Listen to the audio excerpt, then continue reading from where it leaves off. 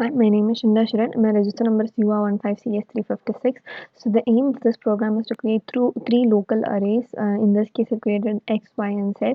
And the values which are provided for the first two arrays, the result of adding them is stored in the third array. And they've also asked to store the particular size of those arrays in a separate argument, and usage of pointers is necessary.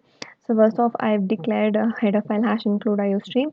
I've also used the header using namespace std. Now I've created a function called void add arrays, in which I've declared the pointers a, b, and c. All of them are an integer type, and also another integer variable d. Now I've used hash define max 5, which is a preprocessor, so that we don't have to declare it again and again. It can be used directly just by using the name max. Next, I've used the int main function, um, and I've declared three arrays x, y, and z, which are all of the size max, which I've declared here as 5, and I've given certain values to each of the first two arrays, that is 2, 4, 6, 8, 10, and for the second array 1, 3, 5, 7, 9, and I've also created a third array z of max. Now I've declared an integer variable n, and I've equated n to max so that n will be equal to the value 5. Now next up, I've called the function add arrays, and I've declared these array names, that is x, y, z, along with n in it. Now, and I've returned into 0.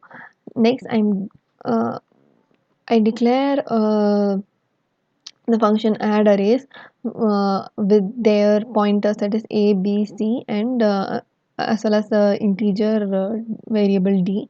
Now I've given the condition where integer I is equal to 0 and I less than d, that is the value which we have declared here earlier, and I plus plus. So upon incrementing and upon the condition being processed, you can see that the c of I, that is the pointer c of I, that is elements of the array, is equal to a of I plus b of I, that is adding of the two arrays which have the values, and I given the output to c of I.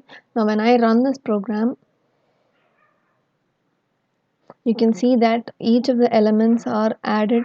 Since I've given 2, 4, 6, 8, 10, and 1, 3, 5, 7, 9, the first element is added with the second element. The first element is added with the first element of the next array, and second element to the second element of the second array, and so on.